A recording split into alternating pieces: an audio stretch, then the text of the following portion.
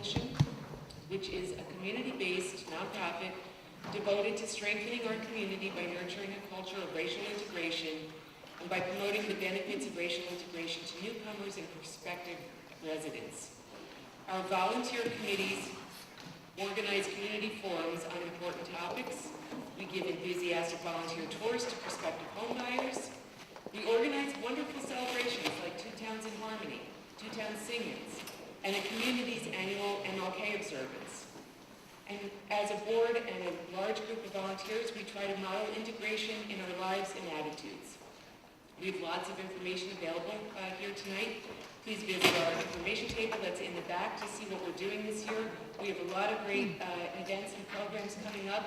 We've already had a few in 2011, and we have more wonderful things happening in the spring and in the fall.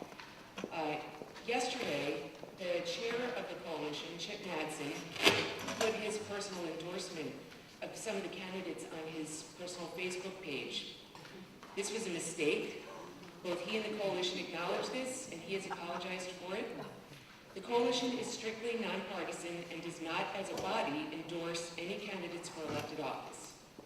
Indeed, our objective in hosting forums like this is to bring all voices and perspectives to the table, to have an open public exchange, and to serve as an information opportunity for residents in support of their civic engagement. So, all that being said, all discussion tonight will be directed at the issue at hand, leading our school district.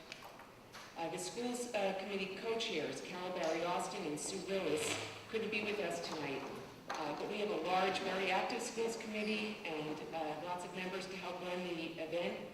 So now I'd like to introduce you to Patricia Canning, a member of the schools committee. Thank you.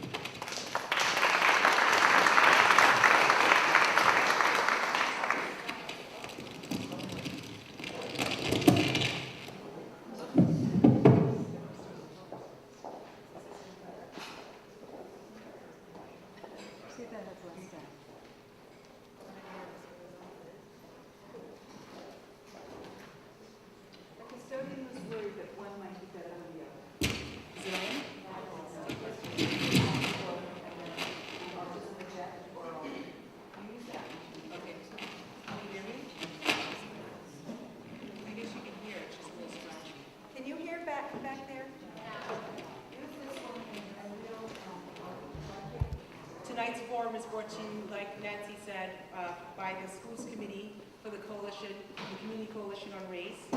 The Schools Committee's main objective is to provide equity, or to think about equity in education in our district. And we do this through various forums. One of them is we have, one of the things that we do is a preschool forum each year, where we invite parents who are new to our district and are considering preschool. We invite them to a forum where we have all of the preschools present, and we talk about issues that are pertinent to parents who are looking for preschool for their children. Two other things that we do is that we provide parent advocacy programs. From those advocacy programs, we've created brochures that talk about the top 10 things you could be doing to help your children through to be successful in our district. One is written by high school students, so it'd be interesting. We have them right in the back for you to take a look and hear what they have to say. And the other is for elementary school children. And lastly, we do things such as forum discussions, where we have discussions about, we've had in the past discussions about the achievement gap. Those were well attended by our district, because that's generally a topic that many people are interested in. And we recently had one where we talked about how to talk to your children about race. And again, raising the issue in our community about what are some of the things that people are saying about race, and how to talk to your children specifically about it. We'd like to thank the committee members who have helped us tonight to put this event together. And we'd like to thank the Marshall's principal, Ms. Angelica Allen. I don't see her here tonight, for lending us this space and making this happen with us. Tonight's program is going to be moderated by Jane Rowan.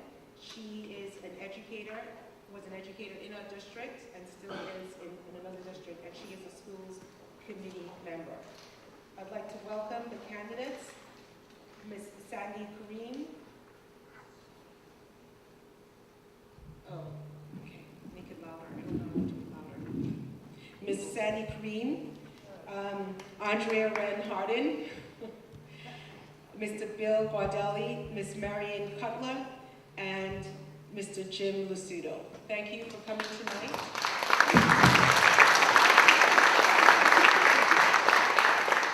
And now Jane will describe the outline for this evening.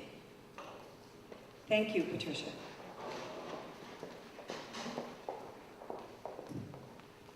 The candidates were all sent a letter with the outline of our plan and 6 questions that the committee worked on over a period of a couple of meetings, but that are about the minority achievement gap. So they have received the questions that I am going to randomly pose to them now. Each candidate, though, will have a chance for a 2-minute opening statement, and then when the questions are posed, the ones that the committee devised, it'll be random. That candidate will have 2 minutes, but all the other candidates will be welcome to have a 1-minute response. And we thank our committee member, Alice, who's going to be doing the timing. Then there is an opportunity for questions from the floor.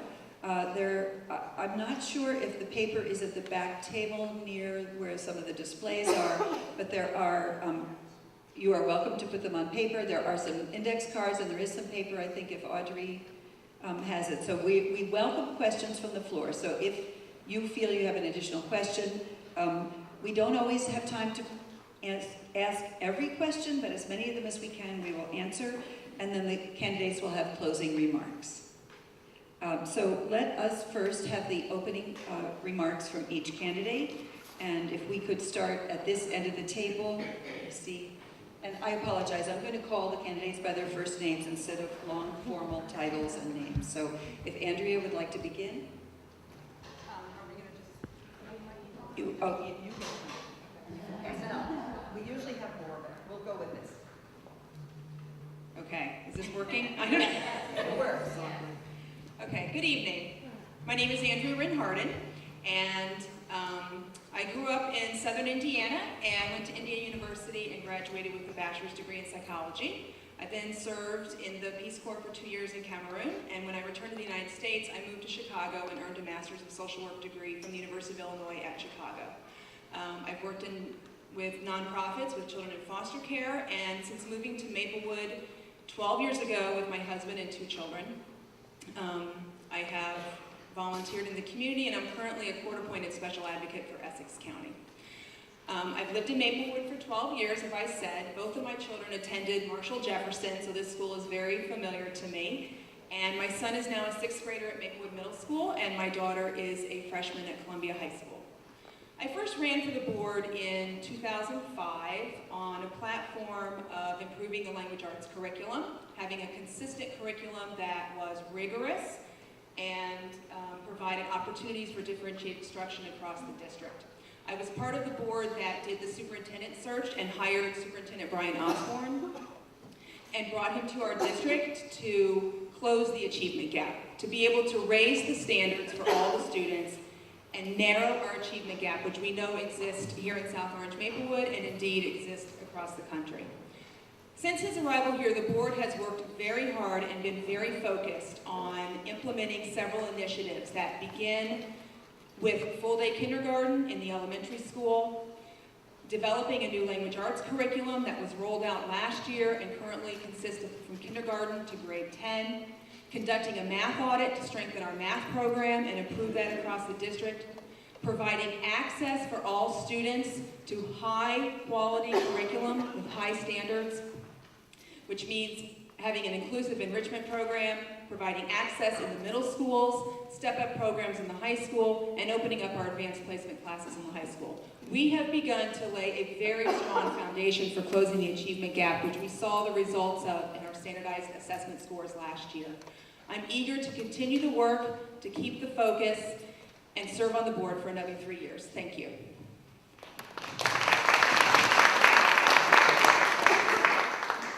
Good evening, and thank you for coming out this evening. I'm Jim Lastudo. I grew up in Bergen County, in Saddlebrook, New Jersey.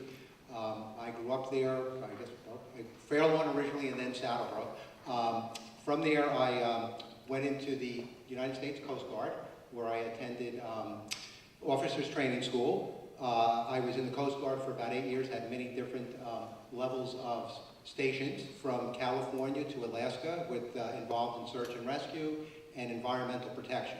So I know what it means to be rigorous and to really be focused on something, particularly when you're trying to save lives out in the ocean.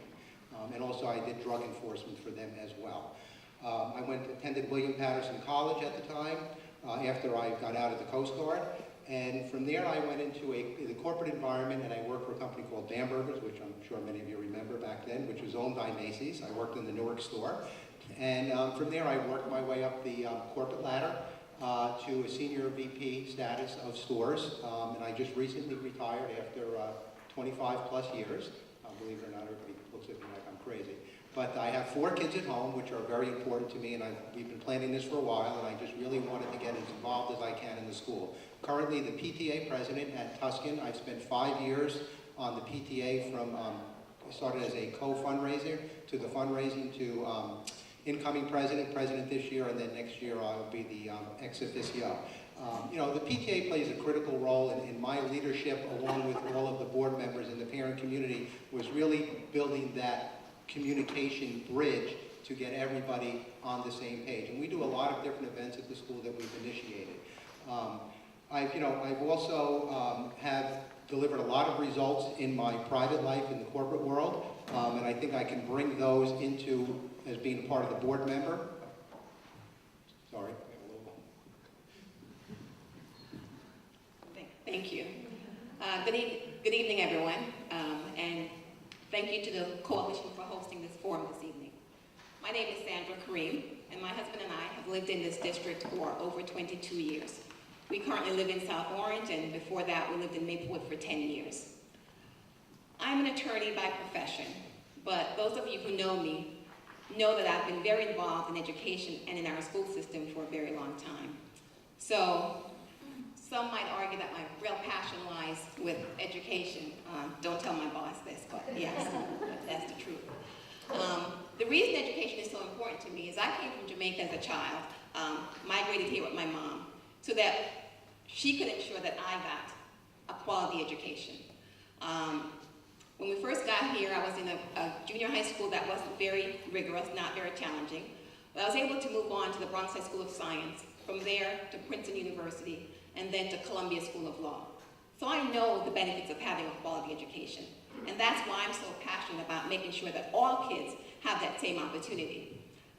Our 2 children received a quality education in this district. They were always in top levels and did extremely well. Our daughter went on to Princeton University, and our son is currently at Pomona College in California. What I want to do is make sure that all the other kids have the same opportunity that my children have. And so that's why, as Andrea pointed out, as a member of the board, we have been focused on providing more access to more of our students, making sure they have a rigorous education, and ensuring that our teachers have the capacity to deliver instruction in an effective manner to all our children. That's what my goal is. That's why I want to continue serving on the board. Thank you.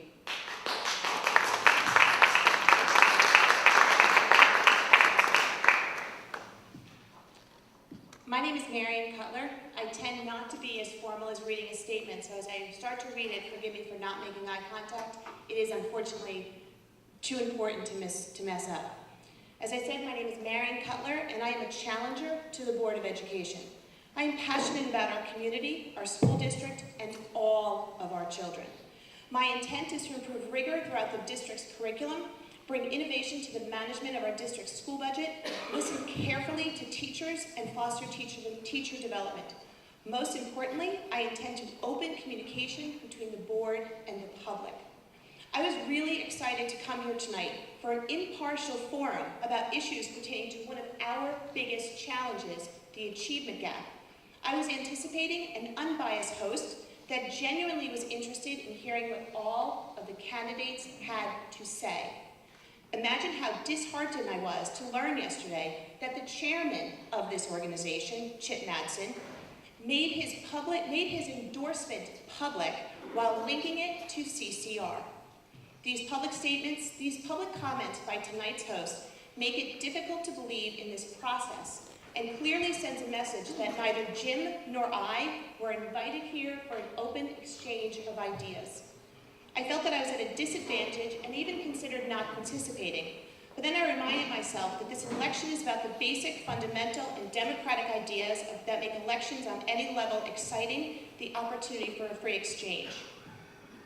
While the process of this debate has been tainted by Mr. Madsen's actions, that will not deter me from answering the difficult questions that shape our communities and school system. And with that said, for those of you who do remain undecided, I hope you are open to listening to what all of the candidates have to offer.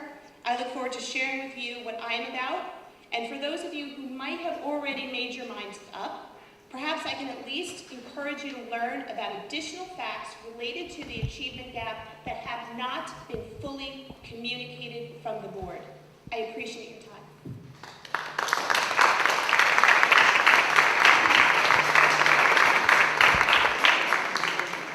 Thank you very much, and thank you to the coalition. My name is Bill Gaudelli, and I'm running for the Board of Education because fundamentally I believe in the value of public education. I'm the benefactor of a great public education. I attended elementary, middle, and high school, also attended the Public State University of New Jersey, and I did so on a scholarship. I am the grandson of immigrants and son of two people that were not able to benefit from public education, my parents.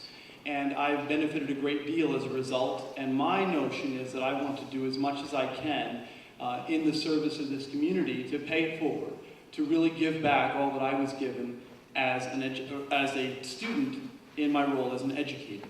My professional life takes me into education. I've spent 21 years in education as a teacher, educator, as a researcher in education, and as someone who's deeply committed to doing the best that we can for all of our children in our district. And so I want to share that vision with you tonight and share with you both the importance of the election, but also my vision for how the district can continue to do the great things that it's doing, but also to do some new things and to give some new challenges and to seek some new horizons in terms of our development. I look forward to the conversation, and I thank you all for coming. And again, thanks to the coalition for hosting the event.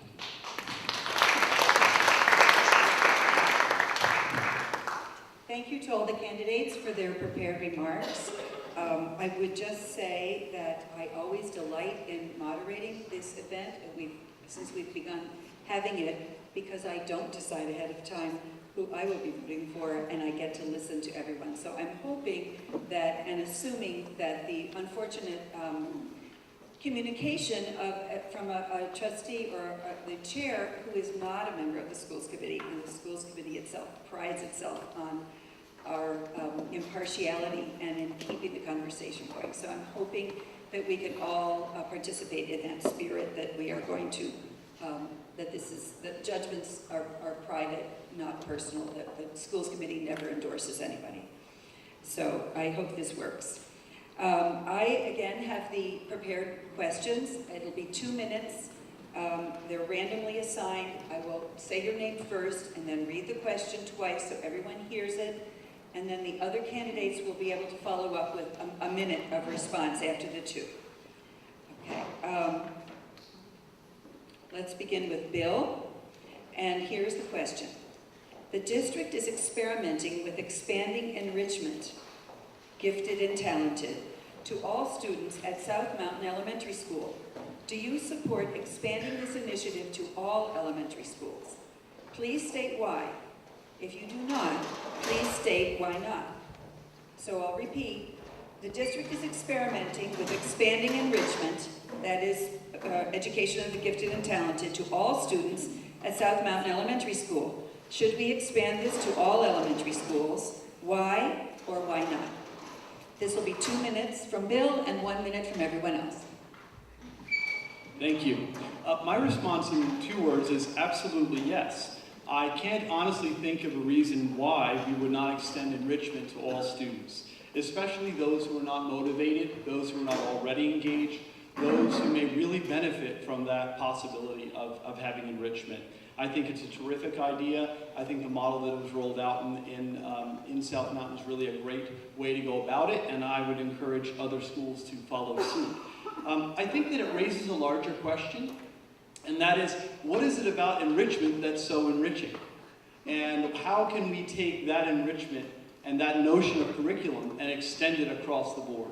And so what I'd like to see us do is to really study the enrichment program, of course make it a push in, I think, absolutely, but also to study it and why it's so engaging for kids, why they seem so invested in it, and how we can take those ideas and germinate that across the district, because I think that's really powerful, and I think we should do that.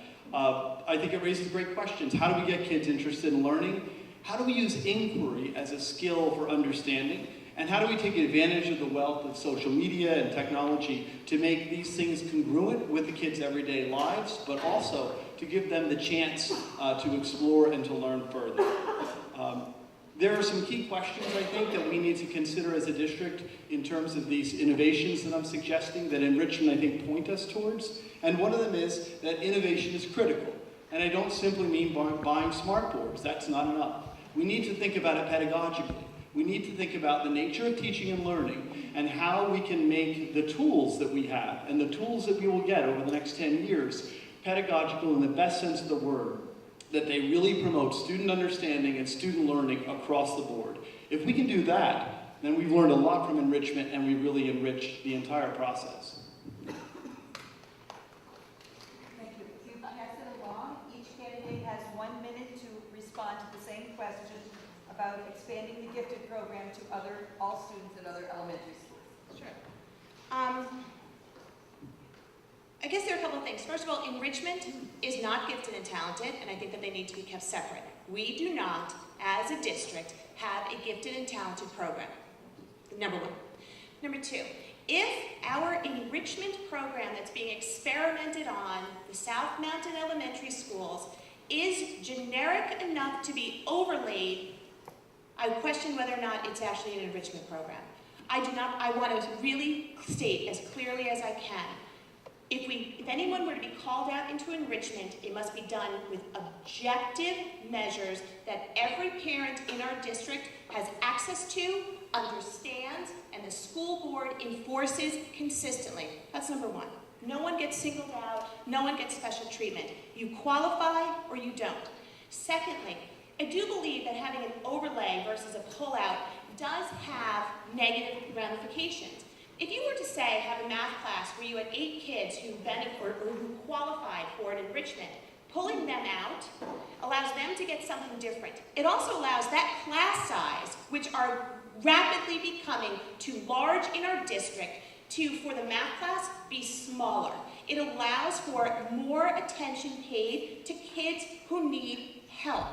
I do believe there's an opportunity for both. I do not believe it's an either or. Our school system, our curriculum is not one size fits all. Thanks. For those who might not know, let me just briefly say what this new approach is. Traditionally, some of our students were pulled out of their regular classroom to go to special enrichment.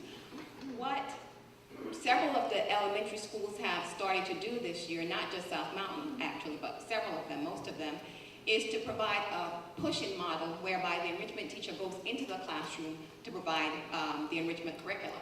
And frankly, I agree with Bill that this is a win-win situation. I believe it's important for us to extend enrichment to as many students as possible. I agree with Bill, it should be enriching. You know, we cannot water down the curriculum. So as long as we are serving more kids, and this approach also allows us to bring certain interdisciplinary connections to the program, I believe that all kids benefit, and I support extending it to as many kids as possible. I as well agree. I think we should definitely really enhance our enrichment program. You know, right now I think we have a long way to go. They are doing some tests in some of the schools right now, but I really believe we have a long way to go as far as enrichment. I think every child deserves an opportunity to learn equally across the board, regardless of where they come from or what level they are. We have to also teach our teachers how to teach multiple levels so that we can enhance that. But bringing an extra teacher in, I don't know if that's the right answer. I think pulling those kids out and treating them special and giving the other teacher the opportunity to teach to the entire class in a different manner, that they're not just teaching to the top, and we can stimulate those top, and maybe some of the middle kids will go and build that confidence level also to get into enrichment. But I do believe it's a very, very important. I think as a district we really need to proceed with it, and we need to proceed with it fast and furious so that we can challenge all the kids. You know, as a good point, right now in the 6th grade, my son just got done reading Lily's Crossing. He read that in 4th grade. So I'm just questioning where you know, I don't understand why he's reading a 4th grade level book in the 6th grade. And he came and said, I read this right. So we're not challenging him. And to that point, that's all. Thank you. I definitely support expanding the enrichment push-in model that is currently taking place at South Mountain for 4th and 5th grades, and Jefferson, Clinton, and Seth Boyden in the 4th grade for language arts. I think it's important to note that the math enrichment program that we have for 4th and 5th grade has not changed, and the criteria to enter that program remains the same. I think Bill actually hit the nail on the head when he talked about the curriculum and instruction piece of enrichment. The mythology units, the debate units, the logic units. There are so many areas in enrichment that are engaging, and they excite kids, and they want students to do more. And that's what we're looking for. That's what we want our kids involved in.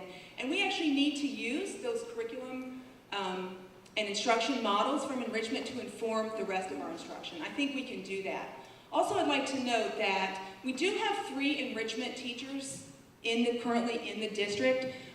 So they are still revolving, if you will, rotating among the elementary schools to assist the classroom teachers in the push-in enrichment model. And I think that's important to note that all students are receiving the support and the attention that they need with that, and I definitely support it. Thank you.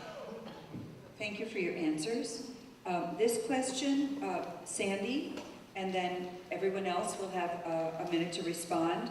What strategies would you suggest to support teachers in professional development, particularly in cultural competency?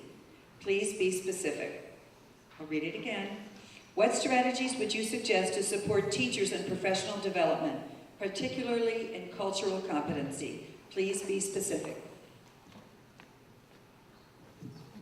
Okay, thank you. Well, I can't say it often enough. Our teachers are the most important factor in ensuring that our students get a quality education. Studies show that having an effective teacher in the classroom is the single most important factor. So I am absolutely committed to ensuring that all our teachers are provided the professional development that they need to deliver instruction to our kids in an effective manner. Our teachers must not only know content and pedagogy, they must also know their students. They must know how to communicate with students and families.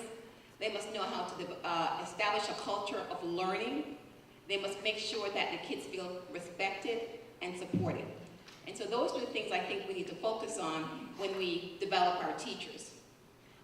With respect to cultural competence training, I believe that our staff members are at different stages when it comes to cultural competence. We have some that are culturally blind. We have some who are culturally aware. And we have some who are moving towards cultural competence. What I think we need to do is really, in this community, have a courageous conversation about this topic.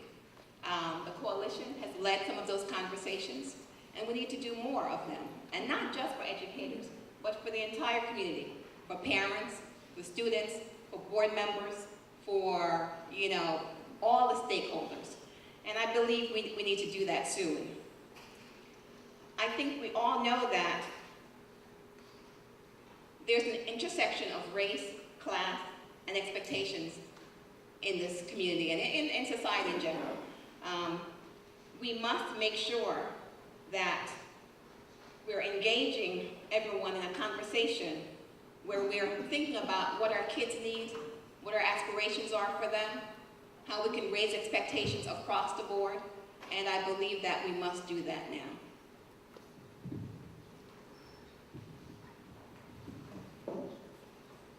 I believe that we really need to focus on our teachers' development in this area. Cultural competency, the professional development days, workshops. Some of our teachers are there already where they're learning it, but I also think outreaching to the families and getting in touch and opening that communication line between all of the families and the school body is very, very important, because that's how you get to know the child better and you get to know the culture and their families. There's a lot of things that we can do. I believe that the principal in the building is the key leader in rolling that out and really enforcing that piece.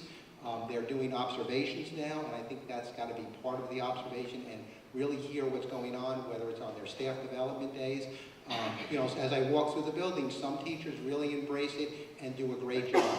But it all really goes to the training, and really I think we have to move equally fast on this, because I moved to this town for the diversity and all of the culture, because that's how I wanted my kids to grow up, so that they're not shielded. I want them to understand how the real world is, because when you graduate from college or an Ivy League school, you're going to be in the real world, and you have to really be multi-level. And that's one of the things I learned from being in the corporate world, was just being multi-level and trying to reach out to all different groups and communities in order to really drive my sales. And getting to know my customers. So I think that that's very important. Our children are our customers. We need to get to know them and their families. Thank you. As Sandy said, we know that teacher quality is the #1 factor in closing the achievement gap and ensuring that our students receive a good education. And with that, it's important that professional development that our teachers participate in is aligned with the curriculum. And I think the board, in revising curriculum in the district, has focused on that, so that teachers can learn instructional strategies to efficiently and effectively teach to the curriculum. As Jim said, we live in a diverse community. We all take pride in that. We claim that. We celebrate that. But what that means for us is we have to take a responsibility to be self-aware. We all have a culture that we come from, that we own, with a set of values, beliefs, experiences that shape how we see other people. And our teachers shapes how they see their students, how parents see teachers, how teachers see parents, how we all work together. And that's something that we need to address, and we can. One thing I did was actually look at the National Education Association and see there are multiple trainings on cultural competency that can be ongoing that we can participate in. But it will not be successful. It will not be successful if we are not able to sit down together and be open and honest with mutual respect and agree that we can work together and see our differences and have that be a strength that really allows us to educate our students.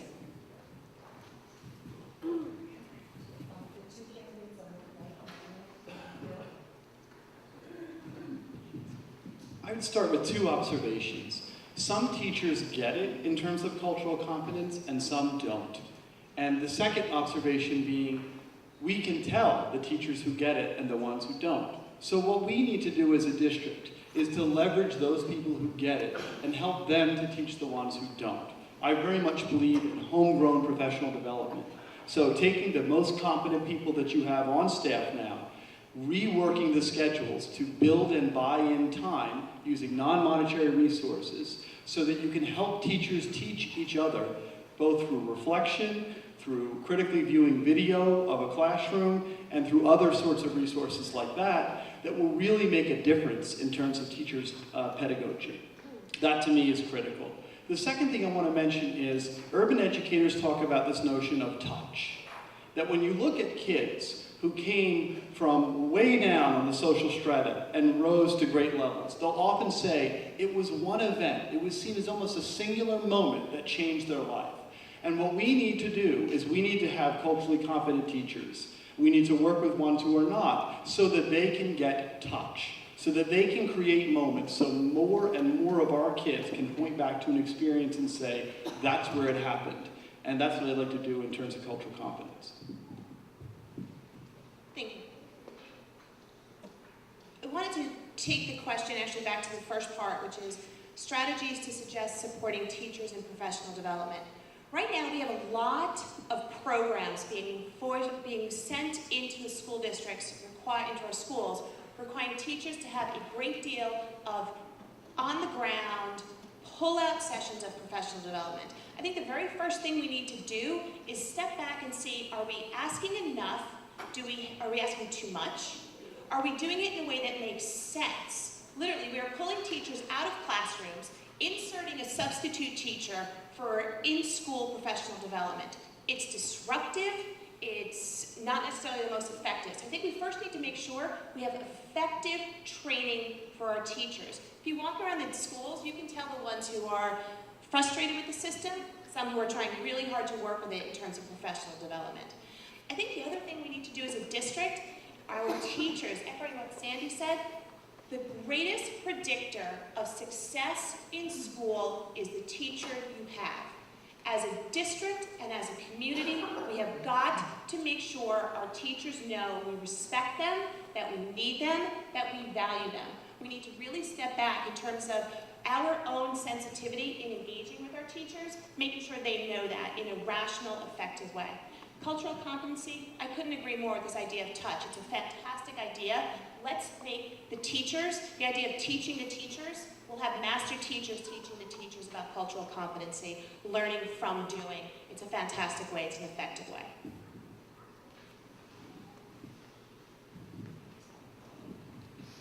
Thank you. This question will be answered first by Jim. What, in your opinion, are the relative advantages or disadvantages of leveling in middle school as they pertain to excellence in education, to equity in education?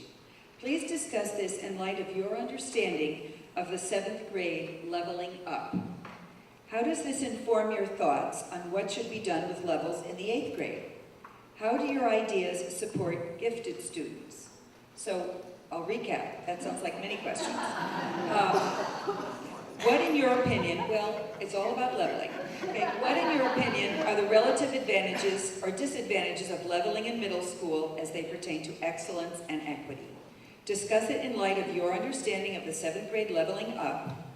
How does this inform your thoughts on what we should do with 8th grade? And how do your ideas support gifted students?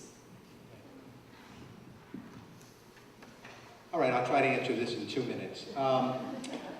There's pros and cons to everything, really, when you look at it. You know, the disadvantage of combining the levels in the 7th grade is, you know, are we really challenging our high expectation students, our AP students? Are they really being challenged?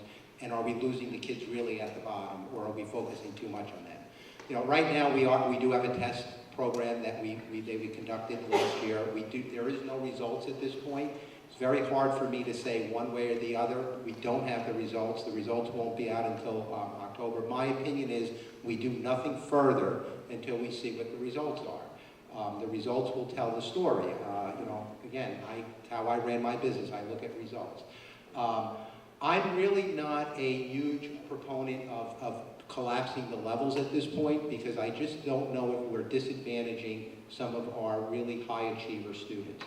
I think students need to build their confidence level. I agree with that piece of it. But you know, right now, as I pointed out earlier, in the 6th grade, my son read a 4th grade book. I mean, it just doesn't make sense. I mean, we really need to challenge these students, and we need to keep the consistency going. You know, there's multiple levels of how you deliver curriculum. That's another point. Have we really done a good job at training our teachers on that multi-level of delivering that curriculum if we do proceed with this? It is a little different way of teaching. You know, I think that there's got to be a lot of training in that and really developing in that so that we don't lose all of the students, because, you know, it could be a net at this point. We may gain some from the bottom, but we may lose some from the top. So again, I really don't believe that it's really the right avenue to go at this juncture. I think that we should continue what we're doing. I really think we need to focus more at the elementary school level, okay, and really get that achievement gap closer in the elementary school, beginning at 3rd grade, and work in the elementary schools and spend a lot of effort there, because when they do get to the middle school, we may not be having this conversation in 5 or 6 years. But I really firmly believe we got to focus on the elementary schools in order to close that. You're never going to close it 100%, but we can get it much tighter. The other candidate, 1 minute in response to the leveling question. Thank you. As a member of the board, I voted to collapse the levels in 7th grade last year, and I think it's advantageous for all students who are currently participating in it for a few reasons. One, we know that our 7th grade teachers from both middle schools supported the decision, were ready to make the change, wanted to do it. We need to listen to our teachers. If they're confident and capable, we can follow their lead. Two, we had a new language arts curriculum that was put in place that we knew was providing rigorous standards and consistency across both the middle schools. Three, we have students who are in middle school who are learning, struggling, a new environment. They deserve every opportunity to have access to rigorous curriculum and excellent instruction. Going forward, I want to make something really clear, is that we can change something. We can de-level and make classes look different if we're peering in a door through a window. But what's important is that it be different. And because of teacher quality, professional development, principals as instructional leaders, consistent curriculum with rigorous standards, it will be different. It can be different. It is different in the 7th grade.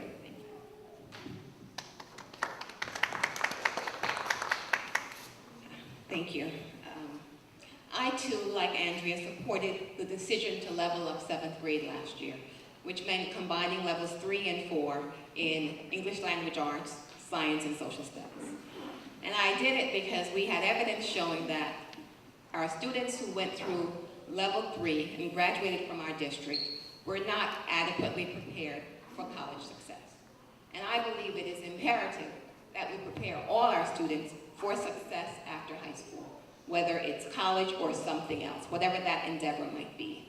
As a parent going through this district, I was always painfully aware of the disproportionate impact that leveling had on students of color. My children and I were often, let me just rephrase that, going through to back to school night, my husband and I were often the only parents of color in these level 4 classes, and that didn't make any sense to me. So I support increasing access to more of our students to higher level classes, as Andrea noted. I support making the curriculum more rigorous for all of our students, because that is what we must do to ensure that these kids have a chance at future success. Thank you. There are simply just too many questions wrapped up in this in 1 minute.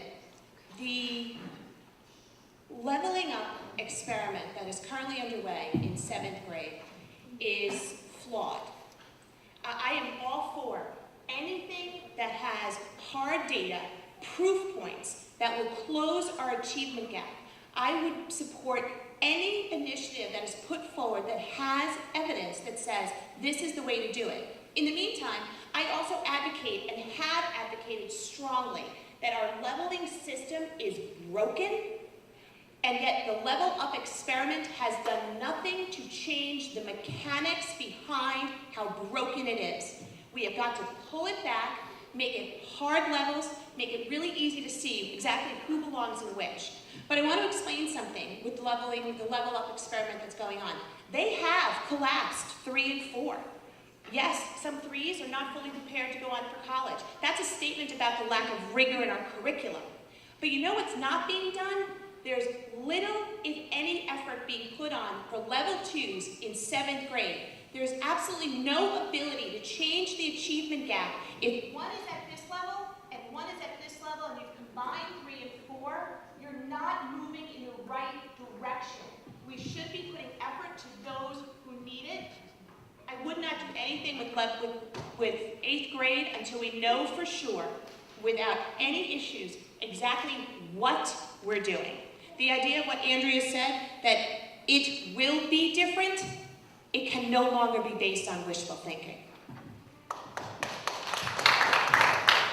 I served on the task force for equity and excellence in education, and I did look at the hard data that the district produced, and it showed a number of things. One, that it served as a tracking system. 2, that it denied educational opportunity to kids. And 3, that it did it systematically and somewhat on the basis of race in terms of how it happened. To me, and listening and was persuaded by the administrators and teachers who served on the task force and said, clearly this system was broken, and I agree on that point. I recognize parents' fears about this, for sure. I have them myself. But I think placing the blame on the presence of other children is both unfortunate and misplaced. Teachers must hold high expectations for all kids, and probably the best piece of educational research we have is a study done by Robert Rosenthal in the 60s, Pygmalion in the Classroom, where teachers were told, these are the really bright kids, and they weren't necessarily, and they performed at very high levels because the expectations were very high. And by the way, the inverse was true as well. So I think that really is something. We do need to redone individualizing instruction and professional development that makes it homegrown in that regard, and I'm open to de-leveling to 8th grade if the data and the reports of teachers and administrators suggest that that's the policy direction we ought to take.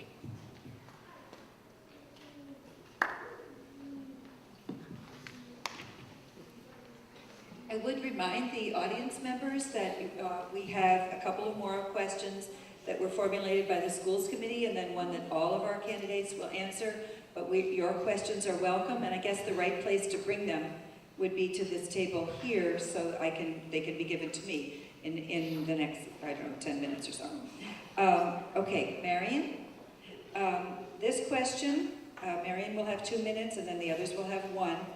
If budget cuts are necessary, which programs do you think have the highest priority in our district? Which cuts do you think would be most harmful to the effort to close the racial academic achievement gap in our district?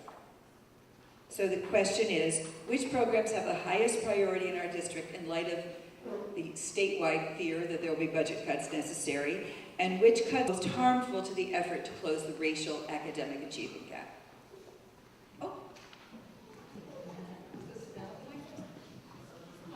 Probably worked. In terms of what should have our highest priority, it has got to be teacher development. We have got to make sure our teachers are expecting the absolute best from every student who walks in their door. It does not matter what they've heard historically. It does not matter which street they live on. We have got to make sure our teachers are developed, they're culturally sensitive, they're properly trained, they're curriculum savvy. We have got to make sure that is in place. Then we need to make sure the same curriculum is being implemented consistently throughout our school district. There is an inconsistent implementation of our curriculum currently within our district, which has then implications into rigor. I think the biggest thing that I would make sure is off the table, we have to stop this trend to cutting teachers. If you cut teachers, you increase class size. We will not get to any kind of individualized teaching when you're dealing with 25 and 28 kids in each subject. We have to find a way where our class sizes stay consistent, if not start to drop.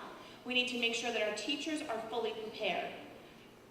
In terms of closing the achievement gap, the last thing I would do is find opportunities to take programs, successful programs we have in our district, like Read 180, and pull it into the elementary school. The achievement gap in our district shows itself in 3rd grade. The percentage space between the top and the bottom performers remains almost consistent throughout the rest of the district. If we want to close the achievement gap, we need to do it in elementary school because we will close it quicker, we will keep it close sooner in K through 5 than we will in any other part of our district.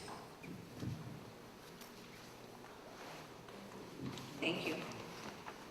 I believe the highest priority for us has to be equity and academic learning for all our students. We have begun to make certain investments in providing academic intervention for struggling students, such as the Read 180 program that Marion referred to. We have a Jumpstart program that's designed to bring those parents into the schools who would normally not be into schools, to make sure that they're comfortable, feel welcome, know what their children are being taught so that they're engaged in their students' learning, in their children's learning. We must continue to provide good professional development for our teachers, and we have begun to do that with the Charlotte Danielson Framework for Teaching. We must continue to make sure that more students have access to higher level classes, such as AP classes. We've shown that we can do that, increase access without decreasing performance. We're still getting 3s and 4s and 5s from those kids who have access to those classes now. So what we have to do is make sure that we continue to focus on these investments. We cannot afford to take the chance that we cut those and negatively impact our student achievement. In the long run, I believe that by closing the achievement gap, it will pay off because we'll have all students performing at a higher level and very few students below grade level. Okay.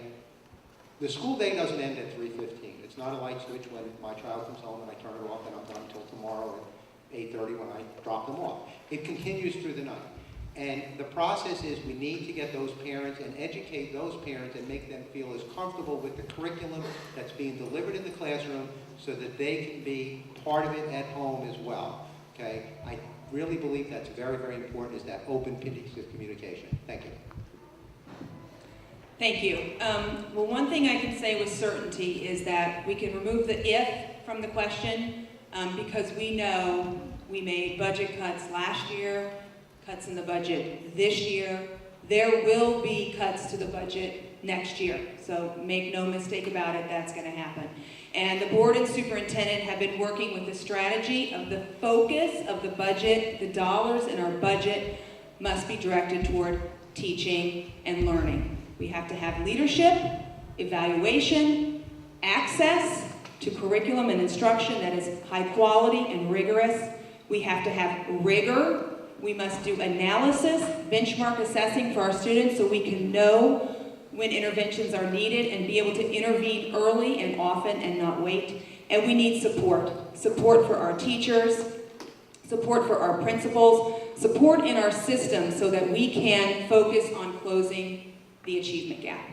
Sandy also mentioned something that is very important in having a budget focus on achievement gap, and that is parental engagement. I cannot stress enough that having parents who are effective advocates, who are comfortable in the school building, who are comfortable with teachers, who have developed a relationship in the building and can work with staff and administration toward the education of their students, it's vital. Thank you.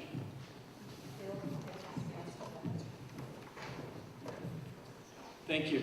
In terms of the budgetary environment that we're in, my highest priority would be student learning. And I look at that in at least two ways. One, the achievement gap. We need a laser-like focus on the achievement gap. We're making gains, and we need to continue to make those gains to close that gap once and for all. I believe that we can do that. And I want to outline that in a little bit further in a remark that's coming up later. I want to talk, too, about innovation.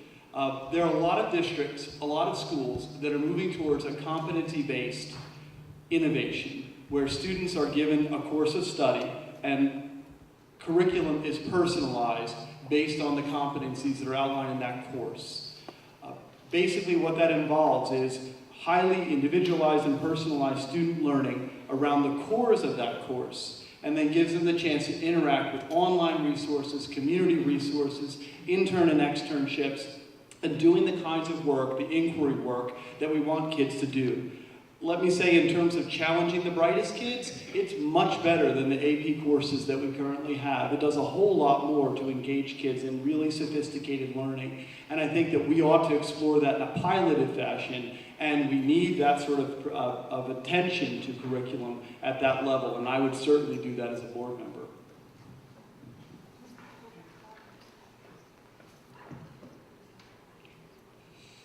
The fifth question will go to Andrea for 2 minutes and to the others for 1.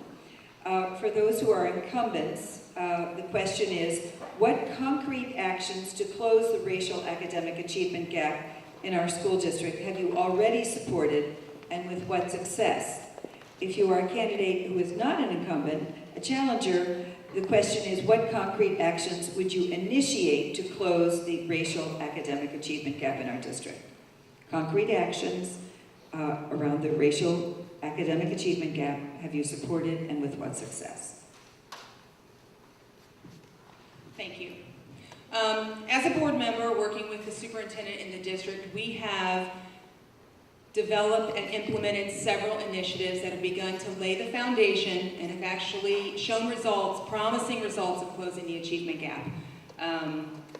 One of the first things we did was implement universal full-day kindergarten, so that we knew that every single student in our district entering first grade, we would know the foundation that they had, and that they would be prepared for the work required in first grade. We have worked to develop a new English language arts curriculum, as I said, that's implemented across the district, kindergarten through grade 10, that has core text that every student reads. It also has guided reading units to provide for differentiated instruction, and writing assignments. In the elementary level, we actually have blocks of time that teachers can really focus and do in-depth work with language arts across the district. We conducted a math audit that showed the deficits that we have, as with language arts, which were alignment of curriculum, instruction, and assessment. So we're working to be sure those 3 things are aligned to provide a quality, high-standard curriculum to our students. Teacher quality is so important. We have used the Charlotte Danielson's framework for teaching, evaluation for teachers. It is comprehensive, it is difficult, it is a lot of work, but it's very important and covers 4 domains of planning and preparation: classroom environment, instruction, and professional duties of teachers. We have developed parental engagement programs so that we have parents entering the school district, as Sandy said, with young students, identifying those parents with students who are in kindergarten and first grade who aren't comfortable and aren't familiar with the buildings, working with them and their children to make them feel part of the school community. We have opened up access to rigorous curriculum in the 6th and 7th grade. We have started step-up programs in the summer so that students who are entering the high school at a certain level have an opportunity to have access to a higher level. We have opened access to our advanced placement courses and have shown that more students can participate in those classes, and our advanced placement scores do not go down. We have an inclusion program in our district so that we are able to keep special education students in our district, and actually with our language arts program, with benchmark assessment, we're able to identify needs that students have early to be able to prevent later interventions from needing to occur. We have developed so many initiatives and are asking so much of our teachers, our principals. Closing the achievement gap is not one thing that we can plug in and say, we've done it, we've measured it, this is the golden egg that's gonna be the answer. What it is a bunch of initiatives working together, solid, in a system that keeps moving.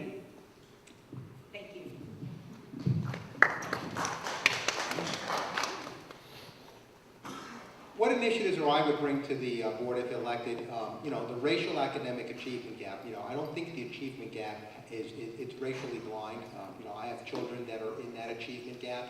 I have a daughter who's in the after-school enrichment program at one of the elementary schools for 2 days for language art and math as well. I think that it really has to start in the elementary schools. We've got a great foundation started. I think, Brian has done a wonderful job with his vision of starting it, but I think we have a long way to go. There is no silver bullet to really solve this issue, okay?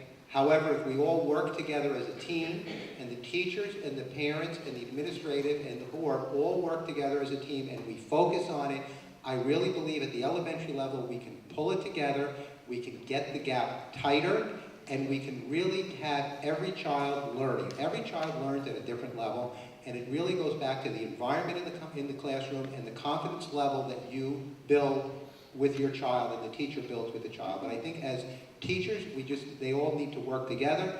We need to work as a team. We're one community, and really all focus on this. We need to take it on, and we just need to really figure out how to solve it. We're never going to solve it 100%, but I really believe that we can close that gap by really focusing down at the elementary level.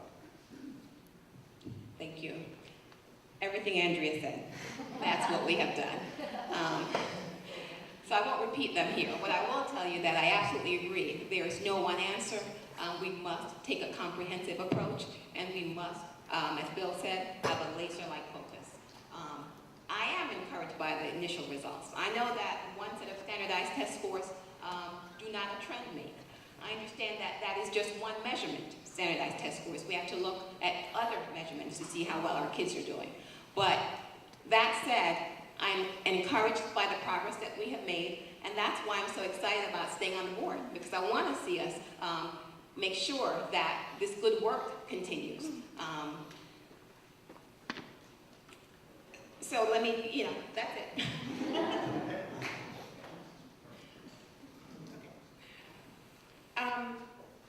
In terms of concrete initiatives, I think what we first need to do, Andrea said, we have so many initiatives going on. What we don't have are so many measurements of those so many initiatives. We need to figure out what's working. And we need to then double down on it. We need to replicate it. We need to take it as a best practice and apply it, and apply it, and apply it. There is one set of standardized tests that are starting to show that there might be an event happening with our achievement gap, but it's modest. We need to get past modest and make the event into a signal, the signal into a trend. The biggest issue, though, for me is the fact that our curriculum is not, the achievement gap for me is even bigger than where kids are lining up. It's the fact that we have achievement gap between our elementary schools. If you look at standardized tests, South Mountain ranks at 114 out of 1,200 elementary schools in our state. Clinton, 598. That's unacceptable in a diverse community like this. We're all paying taxes. Where I choose to buy my house should not dictate the education my child receives. The same way it should not determine which level my kid is in. I should be able to have access. I should have parental ability to contract up if I need it. We need to make sure that we're making sure that it's consistent across every single neighborhood, across every single child.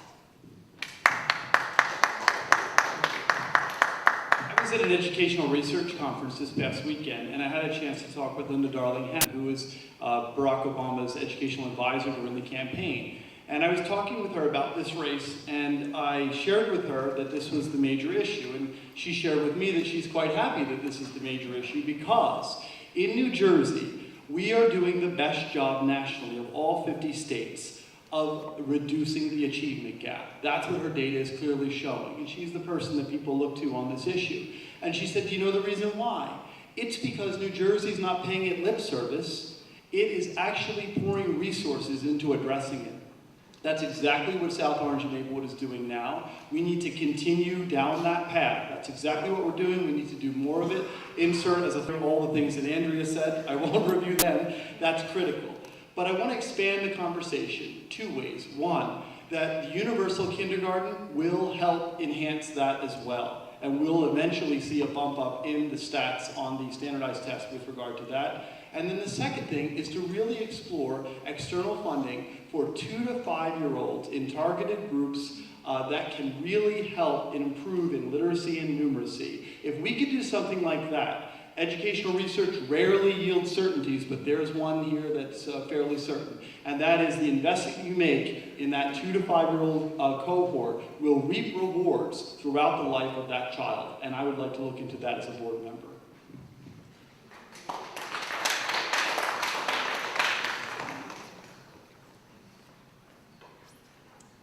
Okay, there's one more question that was in the group that were mailed to the candidates. And this one, because is a bucket of questions coming from the audience, this one we'll give everybody a minute, and hopefully there will be chances to answer a lot of questions in the random bucket over there, and in addition you'll have your closing statements. So the final question, and I guess it's hard to say that any question is less important than any other. Given the important correlation between school and community integration, what actions or programs would you suggest that would have a positive impact on school integration? So I'm going to say it again. Given the important correlation between school and community integration, what actions or programs would you suggest that would have a positive impact on school integration? Do you want to start, Jim? Yeah, I believe we have a lot of programs out there. Actually, being on the PTA, we had a parent come in to us not too long ago to talk to us about dancing classrooms that was put on over at Seth Boyding, was a way to bridge that. I think the PTA plays a key role in that piece of it as well. We're a diverse community. I really believe that we need to seek innovative ways to really look to close that bridge. And I think it goes back to the communication and having open communication between all of the schools, the parent community. We need to figure out how to bring the parents more into the loop. I don't think we do as good a job as we think we do with communicating to the parents and getting them as part of the bridge with the teacher. I think we need to build that bridge and make it strong. School integration is another very difficult topic. There's no one single answer on how to solve that. But I think we work as a team and we pull everybody into the loop, I think it can be done. Our kids, when you see them in the schools, they're happy. I mean, I'm in the schools a tremendous amount of time over at Tuscan, and the kids interact very well. The integration is happening. But I really believe that it's got to start with, as a team and with parent involvement and really, really outreaching to every family in our community and pulling them in. Just as we would do a block party on our block, it's just common sense we can pull everybody into the loop. Thanks. Well, obviously I believe that the diversity and integration present in our community should be reflected in our schools. Just as the coalition strives to make sure that every neighborhood, every corner of our community is integrated and inclusive, so must our district strive to ensure that our schools are integrated and inclusive, and that the outcomes reflect the population, the student population, proportionately. That's not happening now, and we must address that. We also must make sure that we actively seek support from the larger community for our schools. We have a good school system with the potential to be a great school system. And we really need to market the good things that are happening in our schools. We have Black kids who are doing really well, but not enough. We need to have more kids performing well at all levels. So what we need to do is engage the entire community in supporting our schools. We need to reflect the diversity and the inclusiveness that we're striving for in the larger community in our schools.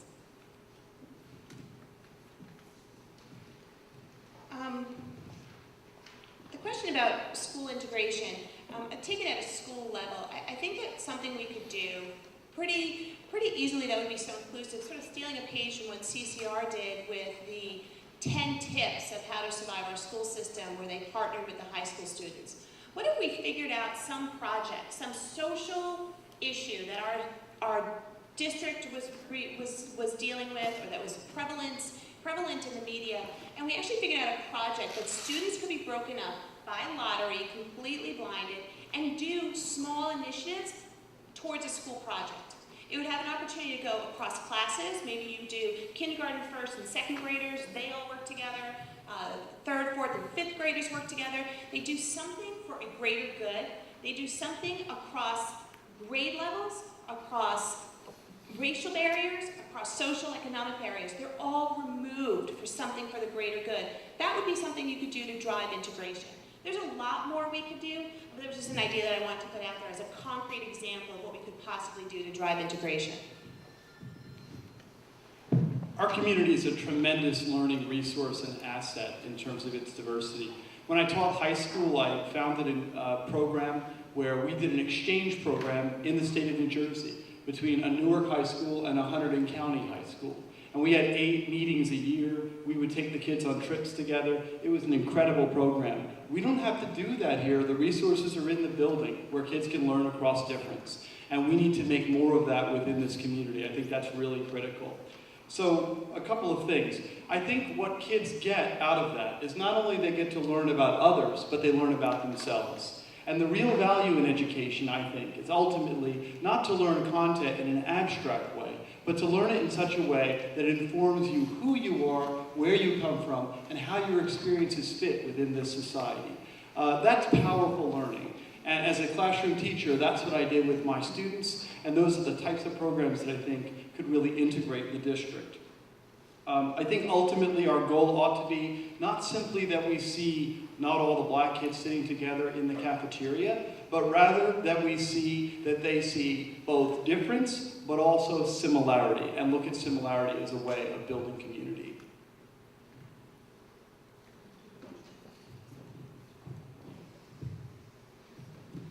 Thank you. Our community is integrated. It's one of CCR's missions, as Sandy said, to integrate both of our towns.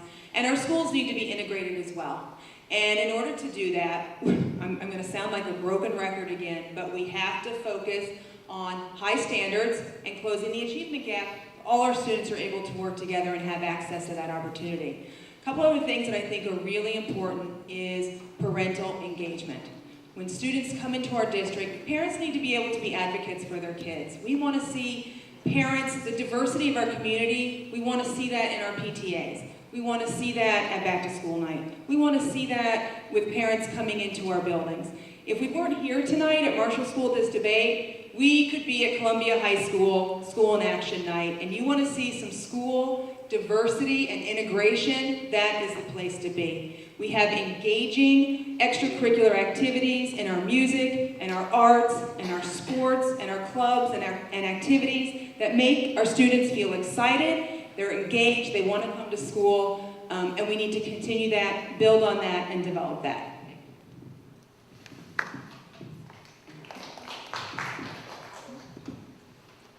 Thank you, candidates, for those prepared remarks. I will tell you that in past events, sometimes we've quickly gone through these questions that come forward to see if 2 or 3 of them are duplicates. In light of people's concern about fairness, I'm going to pull them and hope that as many answers can be heard, as many questions can be heard. We're going to pull them randomly. I do know that this is a full bucket, so if your question isn't answered, as we conclude after the candidates' closing remarks, please approach candidates and try to get a quick discussion going. So, this is for Ms. Kareem and Ms. Renhardt, so it's for the incumbents. I have smart children who don't need excuses for their behavior.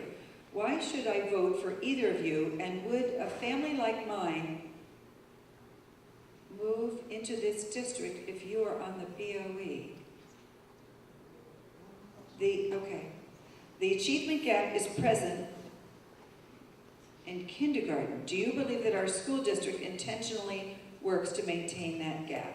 So I have smart children who don't need excuses for their behavior. Why should I vote for either of you, and would a family like mine move into this district if you were on the BOE? I'm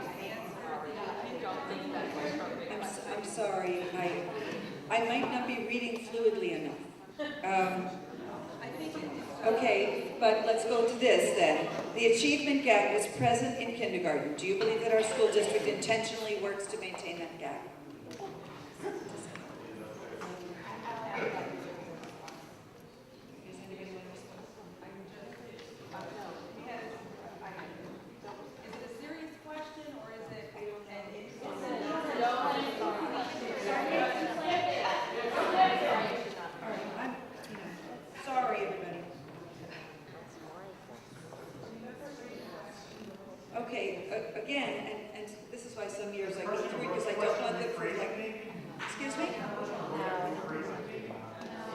I don't know.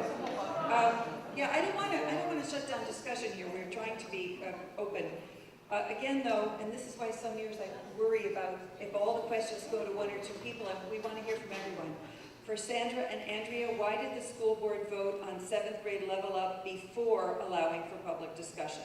So let's hear that, and if you can have a brief response, anyone else who wants to respond on that, fine, and we also have another big bucket to go.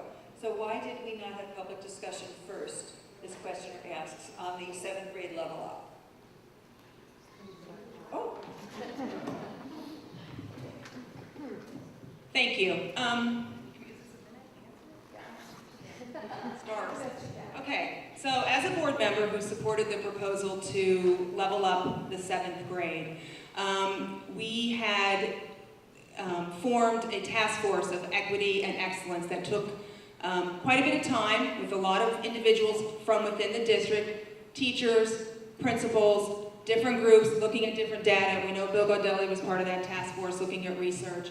And I will not completely defend the process, but I will say that flaws in process are not a reason to not make a decision about something that you know teachers are prepared to do. Curriculum groundwork has been laid. Students are ready to participate in. And that's why I voted for it. I know personally I received a lot of information about the decision. I spoke to many different parents about it, and I supported it, and if I had to vote again, I would support it. We are looking at the data over the course of this year to determine how it's working. The board is committed to looking at measurable outcomes and quantitative data. So that's the answer. Actually, there was public discussion. We held 2 sessions at each middle school to address the issue. We also had public speak at board meetings. So there was public discussion. That said, I agree with Andrew. We were given information that gave me the confidence and assurance that we were making the right decision. If we had to do it all over again, I would vote the very same way. You know, I don't believe that it was communicated. I don't think we've got enough updates. I myself last year was on the President's Council, and we had asked some of the members on the task force, and the answer basically that we got at the President's Council was we can't talk about it yet until we get more data and we present it to the board. So I don't believe that there was a fully update as you go along. You know, again, I go back, I spent a lot of time in the corporate world, I was on a lot of task force, I headed a lot of task force. As we went along, we would update the other executives on what was going on and what our initiatives were. And the same thing, I think we need to reach out better to the parent community. I apologize, I didn't know there was something at the middle school. I wasn't unaware of that open forum. But I think that it should have been communicated as stages went on, and I really believe the parents, the whole community should have had a voice or know what's going on. It should not have been, okay, here's what we would like to do.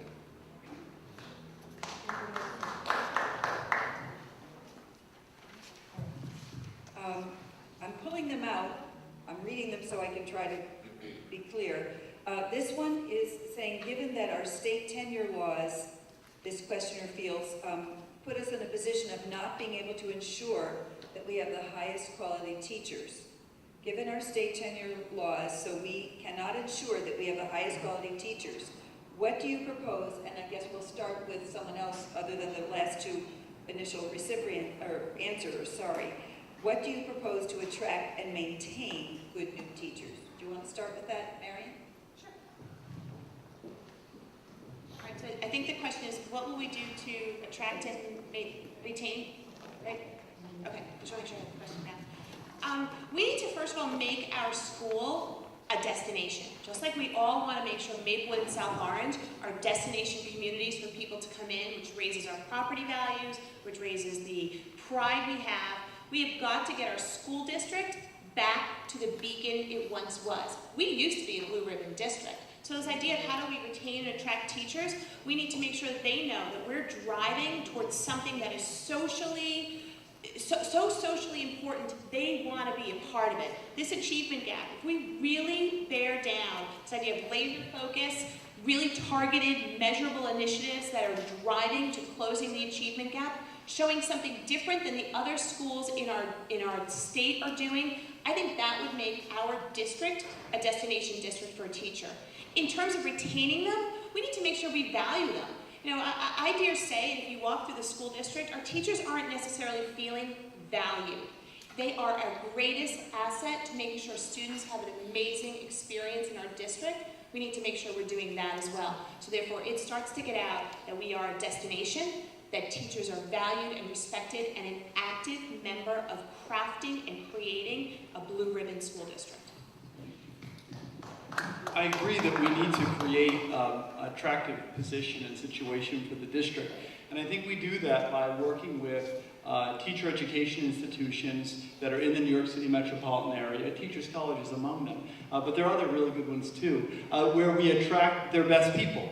And we get in with the faculty, know who they are, and say, okay, we need these 3 people. Who do you have? Send us your best people.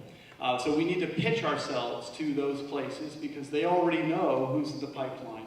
We can attract people who are very high quality, who collaborate, who think carefully and critically, and who care deeply about children. And if we get those kinds of people as sort of the raw material into the pipeline, we will improve the teaching faculty. But we also need to look at how we develop and support faculty over the course of their career in the district. And those that are burnt out, we need to go back and figure out why that happened. I don't believe, and I know for a fact, that I've never had a student walk into my office and say, I want to be a teacher because I can make a whole lot of money. They never say that. So they're always coming in the door because they have some larger social commitment. They may not have it anymore, but we need to somehow reinvigorate and re-inspire those teachers who are burnt out so that tenure doesn't matter. Because we are caught in that box in terms of the legal issue at the state level. So those are some of the things I think we need to do. It's actually one of our district goals to attract and retain, develop high-quality, top-notch, world-class teachers. It's in our goals. And we have set up a process whereby the administration is required to report to the board how well it's meeting this goal. What teachers it's going after, the pool of talent, where it's recruiting teachers from. So we have a system of procedures set up to accomplish this. I am confident that we're getting there. We still have some work to do. Although Bill notes that teachers aren't solely attracted by money, I think they also want to be fairly compensated, and I think that is important. And so one of the things we have also done, or we're trying to do, is to make sure our starting salary for new teachers is attractive, that they'll want to come here. So the board recognizes the importance of this, and we're absolutely working to address that. You know, we need to value our teachers, and you know, I'll start off by this and apologize if I go down a wrong road, but you know, we have 2 years where we have no contract for our teachers, and what message are we sending them right now? That as a district, this is now the 3rd time that this has happened. Okay, it's happened 2 other times before this. What measures have we put in place, and what connections have we made so it doesn't get to this point? Okay, teachers need to be valued. You know, yes, we all do what we love in life. I know myself, I was in retail, I enjoyed it, I loved it. Yeah, maybe the money was good, but at first when I started my career, it was more about what I loved to do versus the money, but then as I got further in, it was more about money and position. And it's the same thing with teaching. You know, we get these new teachers, they're very eager to get into the classroom, they want to get into the classroom, but what do we do to keep them? What monetary, eventually, they're going to want to make more money. We need to be the destination district for the highest quality teachers who want to come and teach here. We have a neighboring over here in Short Hills, Millburn, where it's like a magnet for some of the best teachers. We're right next door. There's no reason that we shouldn't be. Look, the reality is our taxes are going up every year, okay? We need to get our schools up at the same rate that our taxes go up. And that's really, that's really the challenge. You know, and yes, there's no simple answer to that, but I think by recruiting and developing bench strength, using the framework that's in place right now for teacher observations through coaching. I think that's a very important tool, is when the principal goes in there and she's able to go back and coach that teacher, and it's an open dialogue back and forth between the teacher and the principal. I think that will help build it. So there's a lot more that we can do, but we need to take care of our teachers. Contract, and we need to pay them. That's really the two things that we need to look at. And if we look hard enough, I'm sure we can figure it out, but 2 years is far too long. So I value every teacher in the district. Thank you. As Sandy said, we have made it a district goal to hire the best candidates, the best teachers in our school district, and we get them in year one. We support them. We give them professional development. We have principals trained as instructional leaders so they can go in the classroom and identify the strengths and weaknesses of those teachers and target professional development for those teachers. Part of our hiring practices is we are using Charlotte Danielson's framework for hiring, which we also use with our evaluation. And she is known, as I have said before, closing the achievement gap nationwide in districts across the country. So our teachers, when they apply to teach in South Orange Maplewood, have a rigorous interview. They provide a sample lesson, actually instruct a lesson, and provide information about themselves so that we can make a solid decision. We measure that. We measure how many of our top candidates that we want to hire actually come here. It's a focus that's very important for the reasons stated in the card, and that's why we recruit and we want to hire the best and keep the best. If there's some concern that in the first question, perhaps there were candidates who wanted to answer that question, someone came up to ask me to make sure if someone wanted to answer the question about the achievement gap and whether we maintain it intentionally, the one in kindergarten. If we need to make sure everyone who wanted to answer that question had a chance. Okay. All right. The last question I pulled out, and I'm sorry because we could stay here till 10:30, but you won't do that. I just pulled out a question asking what you have done or would do to prioritize the unmet needs of the very brightest elementary children.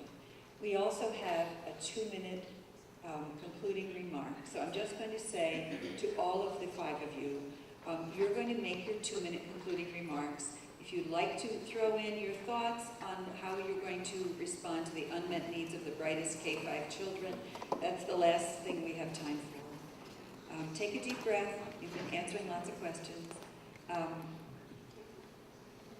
Let's have our concluding remarks. Let's start over here because we ended up down last week.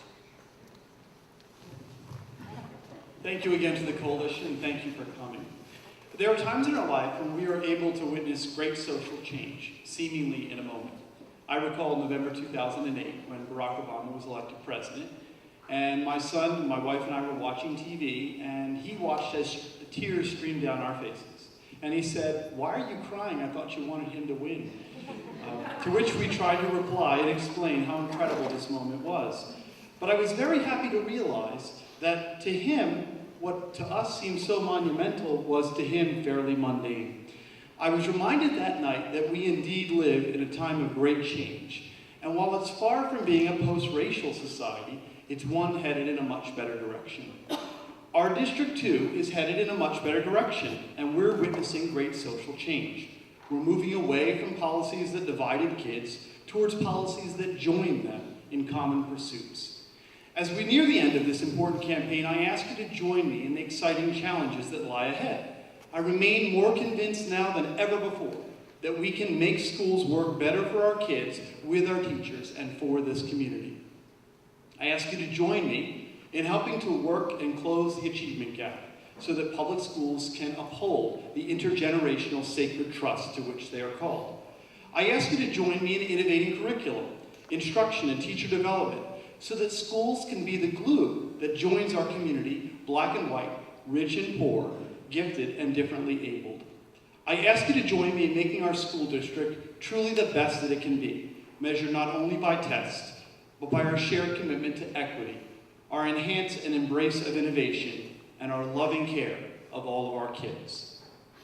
We may not be judged by historians as the greatest generation in the future, but let our generation be the one that finally realizes the dream of equal opportunity in public education, fulfilling this nation's long overdue promise from the past while innovating for the future. I thank you for coming, and I wish you the best.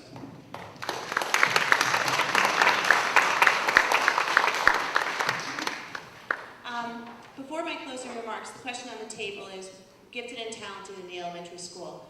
I think that, well, first of all, we need to figure out how can we have a gifted and talented program. We don't have one in the district, and that in and of itself is out of New Jersey mandate. But it doesn't have to be something in terms of a whole new initiative. There are opportunities. If you have a child reading at the 3rd grade level, or the 5th grade level in 3rd grade, can we pull that child out and put him into 5th grade? Can we have him do 5th grade reading and then go back to his school, go back to his class? There are opportunities. We need to be creative. They're not even about monetary investment. This is about scheduling. And if we're at the point where we're talking about human capital and scheduling of classes, we can do that. I believe our district is smart enough and capable enough to do that. In terms of my closing remarks, for my 2-minute spot. So I believe our district has a working foundation that is aimed at academic excellence for all. And while sound, the foundation has been long in the making, and we must now power it towards meaningful change, impressive results, and a lasting legacy of continued education for all of our students throughout the entire district. We have neither luxury nor stomach for continued modest changes within our district. The road ahead is absolutely challenging as we will continue to face together an assault of priorities, from closing the achievement gap to adjusting for increasing budgetary constraints to facility planning in an aging system with a growing population. These constraints, restrictions, and requirements on our district that our district faces leave little room for delay, mistakes, or wishful expenditures. And we need transparency and reassurance that the $110 million the district spends annually is well invested, properly evaluated, and fully executed for the shared benefit of every single student. Fundamentally, I believe that the best decisions come from healthy debate. Too often, the board remains closed, distant, and does not engage with the community. I personally care. I promise to listen to the community and make the best decisions for our students, schools, and taxpayers. I promise you that sometimes we will agree and sometimes we will disagree. But I assure you, you will always know where I stand. You will always know that I listened. My name is Marion Cutler. I encourage you to please consider myself and my colleague Jim Lestudo in voting. We are a different voice coming to the board.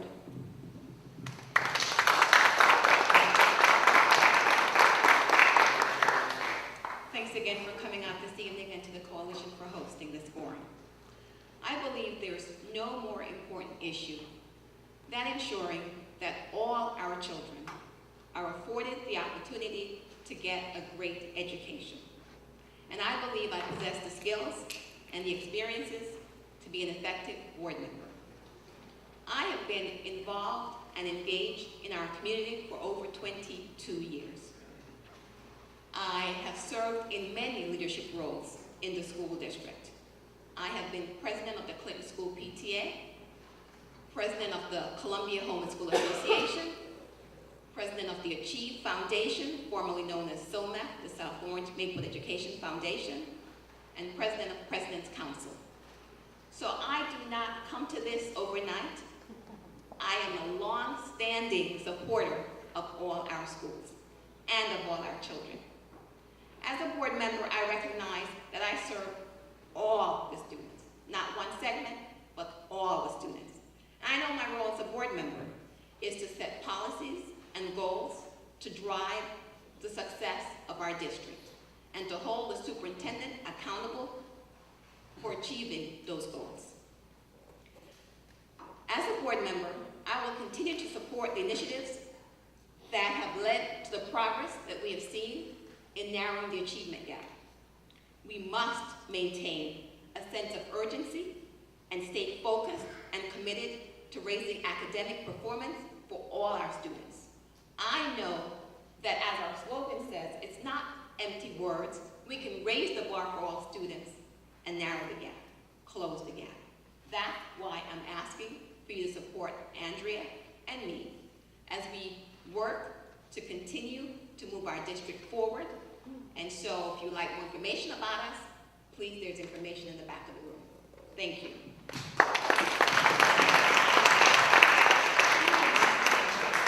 Well, again, I just want to take a moment to thank everyone for coming.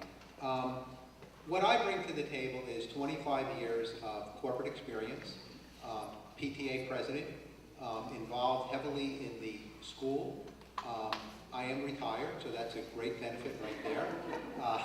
This will be my full-time thing. And what I plan is really to be out there. I would love to establish office hours, so if anybody wants to come and talk to me, my home phone number, my cell, want to have coffee with me, I like to talk a lot. But really just be out there in the community. I would love and encourage the administrations of the schools to invite me in to spend a couple hours in each building, chat with the teachers, see what's going on, so that I can also report back to my colleagues at the board so we can make sure that we're giving them everything that they need. And a good example is tonight I'm missing my PTA meeting, my open PTA meeting, and we probably have 100+ people going there because we had building supervisor going because we had some issues with the portables, and we also have the person in charge of all the lunch aides coming because we have some issues at recess. Didn't submit a question. So I am very proactive in building those relationships because again, it's a team effort along with the principal and the staff, and that's what I really bring to the table.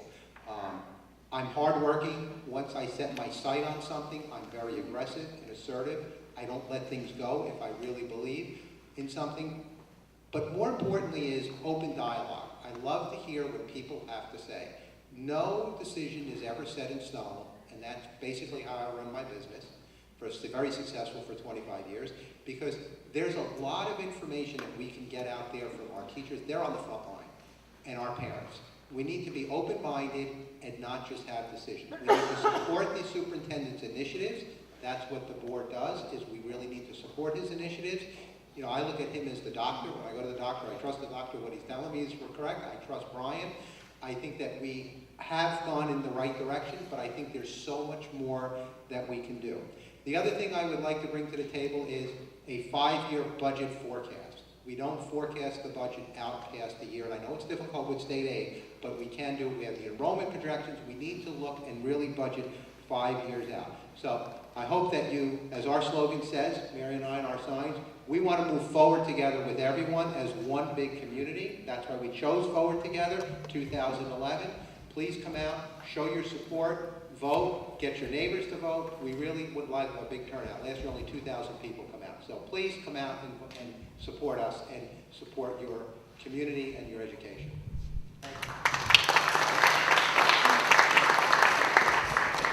Thank you. I'd just like to thank the Community Coalition on Race Schools Committee and everyone for coming out and the hard work that we have put in place, having a rigorous curriculum, providing access for all students to that curriculum, supporting our teachers, evaluating them effectively, building our principals as instructional leaders. All the other initiatives you've heard us speak tonight are moving us in the right direction.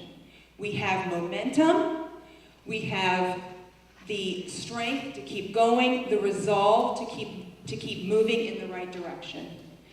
I'm going to say this again, I've said it before. Education is not a zero-sum game. Gains for one group of students do not, must not, cannot come at the expense of another group of students. Indeed, our district goals specifically state to close the achievement gap does not mean that one group of students has done worse while another group of students has improved. No.